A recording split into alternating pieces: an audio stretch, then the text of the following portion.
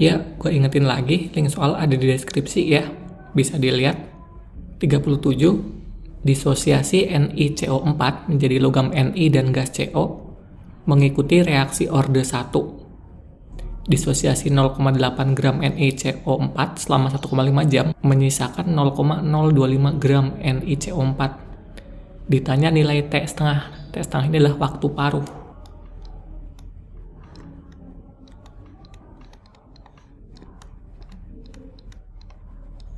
Dalam satuan menit. Nah, waktu paruh itu apa sih? Waktu paruh adalah waktu yang dibutuhkan buat jadi setengah dari semula. Kayak gitu. Jadi di sini semulanya 0,8 gram. Ketika ngelewatin satu waktu paruh, nanti jadi 0,4 gram. Satu waktu paruh lagi jadi 0,2 gram dan seterusnya. Jadi setengah-setengah terus kayak gitu. Nah, untuk mencari waktu paruh, ada nih rumusnya. NT per N0 sama dengan setengah T per T setengah. NT ini jumlah zat akhir, N0 jumlah zat awal, setengah ya setengah aja. T ini waktunya, waktu lamanya berapa, T setengah ini waktu paruhnya. Nah, masukin aja ini NT jumlah zat akhir ini ya, 0,025 per jumlah zat awal 0,8 gram. Setengah waktunya, nah ini 1,5 jam, tapi ditanyakan waktu paruh dalam satuan menit. Kita bikin menit aja nih, berarti 90 menit ya per T setengah. Dan dihitung aja, ini 0,025 bagi 0,8 sama aja 1/32. Sama dengan setengah 90 per T setengah. Nah, 1/32 ini kan sama aja setengah pangkat 5 ya. Setengah pangkat 5 sama dengan setengah 90 per T setengah ya. Nah, kalau bilangan basisnya udah sama kayak gini, ini sama kayak persamaan eksponensial. Kita ambil aja eksponennya, pangkatnya. 5 sama dengan 90 per T setengah. Berarti T setengahnya 90 bagi 5 ya, 18 menit. D jawabannya. Nah, selain pakai rumus ini, teman-teman juga bisa nih pakai logika aja, tapi agak lama. Mula-mula 0,8 gram. Ketika ngelewatin satu waktu paruh, jadi 0,4 gram. Ngelewatin satu waktu paruh lagi, jadi 0,2 gram. Satu waktu paruh lagi, 0,1 gram. Satu waktu paruh lagi, 0,05 gram. Satu waktu paruh lagi, 0,025 gram. Nah, kita bikin awalnya 0,8 gram, akhirnya 0,025. Kayak yang di soalnya ini. Nah dari 0,8 sampai jadi 0,025 melewati 90 menit, 1,5 jam. Berarti masing-masing waktu paruh ini berapa? 90 kita bagi 1, 2, 3, 4, 5. 18 menit juga sama. 18 menit, 18 menit, 18 menit, 18 menit, 18 menit. Jawabannya sama, 18 menit. Oke, next 38. Ozon O3 mengalami disosiasi menjadi O2 dalam wadah 1 liter. Ada reaksinya. Pada temperatur tertentu, konsentrasi gas pada kesetimbangan masing-masing adalah 1 molar.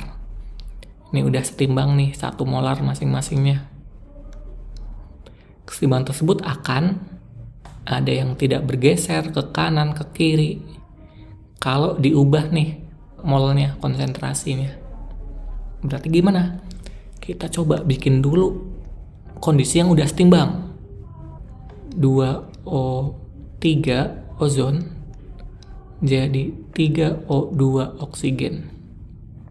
kondisi setimbang, ozonnya 1 molar, oksigen juga 1 molar, ini setimbang ya. Berarti kalau kita mau cari nilai Kc-nya, ingat Kc itu konsentrasi produk atau zat yang di kanan pangkat koefisien per konsentrasi zat yang di kiri atau reaktan pangkat koefisien juga. Berarti 1 pangkatin 3 per 1 pangkatin 2 sama dengan tetap 1. Nanti kita coba cari nih A, B, C, D, E nilai Kc-nya berapa. Kalau ternyata nilai Kc-nya sama dengan Kc, berarti kondisi yang baru itu juga udah setimbang, berarti nggak ada pergeseran kayak gitu. Tapi kalau beda, berarti kondisi yang baru itu nggak setimbang. Nanti akan ada pergeseran, bisa ke kanan atau ke kiri. Langsung aja opsi yang A ditambah 1 mol O3 dan 1 mol O2. Oke, untuk opsi A, B, C ini kondisinya sama ya. Tambah 1 mol, tambah 1 mol. Cuma beda gak geser kanan, geser kiri gitu aja. Berarti kita sekali aja nih ngitungnya opsi A, B, C.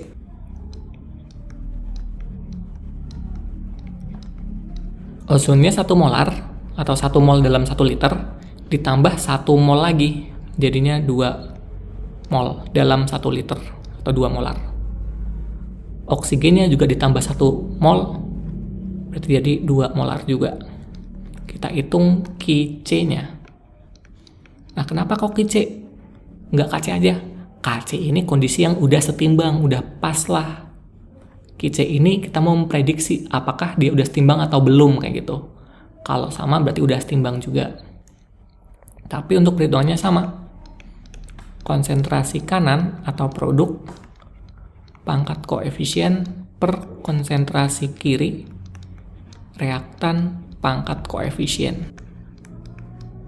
Berarti 2 pangkatin 3 per 2 pangkatin 2 sama dengan 2 ya, atau 2 per 1. Nah, beda nih, berarti ini enggak setimbang kondisi yang baru.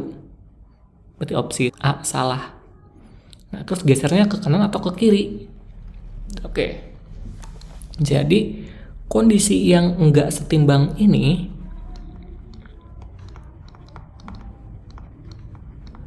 dia akan berusaha mencapai kesetimbangan dengan cara ngubah konsentrasinya ini dua-duanya.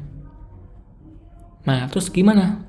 Angka 2 per 1 atau 2 biar jadi 1 berarti kan angka yang bawah ini harus makin gede ya. Harus naik nih. Harus makin gede biar setimbang.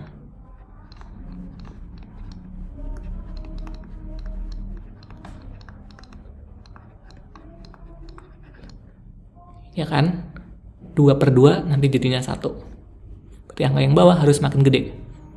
Nah, artinya zat yang di kiri harus makin gede. Karena yang di kiri makin gede, maka pergeseran ke kiri. Dan sebaliknya, kalau misalnya angka yang atas yang harus makin gede, berarti yang kanan harus makin gede, produknya makin gede, geser ke kanan, kayak gitu. Jadi yang C jawabannya bergeser ke kiri kalau ditambah 1 mol ozon dan 1 mol oksigen. Nah, nanti opsi D sama E lu boleh hitung sendiri, coba buktiin, pasti dua-duanya nih salah. Oke, next. 39 sebanyak 6,4 gram garam ionik MX dilarutkan dalam 1 liter air.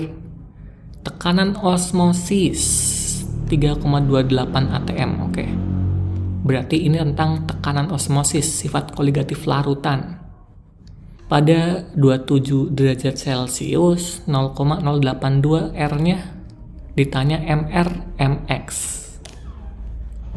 Ya, tekanan osmosis P sama dengan M R T I. P ini tekan osmosis, M ini molaritasnya, R tetapan gas, T temperatur dalam satuan Kelvin, I-nya faktor Van Hoff. Pi-nya 3,28 atm. Molaritasnya gimana? Ingat, molaritas itu gram per mr kali 1000 per volume dalam mililiter. Berarti 6,4 gram per mr yang mau kita cari. 1000 per 1 liter itu 1000 mililiter ya. R-nya 0,082, T-nya temperatur dalam satuan Kelvin, berarti tambah 273, jadi 300 Kelvin. I-nya kita cek, ini Mx dibilang ionik, berarti dia bisa terionisasi. Jadi apa nih? M plus X min. M-nya 1, X-nya juga 1, totalnya 2. Langsung jadiin faktor Van Hoff, karena di soal ini nggak bilang derajat ionisasi atau alfa, berarti dianggap terionisasi sempurna. Coret-coret ya.